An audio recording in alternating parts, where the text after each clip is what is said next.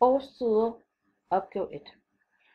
Det du kan se på figuren er solen i midten, og vi har jorden, som I kan se her, og jorden har også sin bane, der roterer, altså den roterer rundt om solen, og vi kan også se jorden roterer rundt om sin egen akse. Den her lille x, vi kan se den her, det er Danmark. Jorden har en hældning på cirka 23,524 grader. Ja. Hældning er årsagen til, at vi har årstider her på jorden. Når jorden befinder sig i den del af sin bane, hvor den nordlige halvkugle peger mod solen, så får vi mere sollys.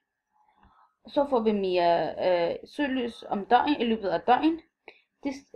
Det ekstra solenergi varmer jorden og luft op. Det bliver forår og sommer. Danmark ligger på den nordlige del af halvkugle, af jordens halvkugle. Det gør, at vi har længere dage om sommeren og korte dage om vinteren. Hvis vi forestiller os, at vi er på Uranus, så er hældningen 2 grader.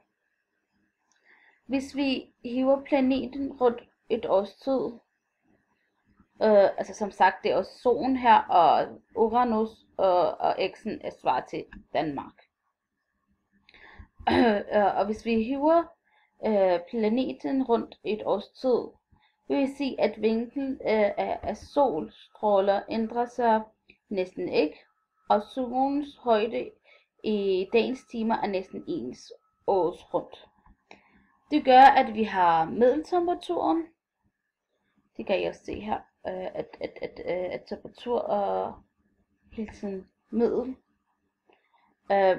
Der er kun forskel en lille bitte smule mellem dag og nat.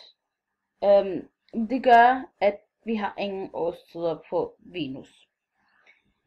Og hvis vi forestiller os, at vi er på Uranus, så Uranus har en hældning på 86 grader.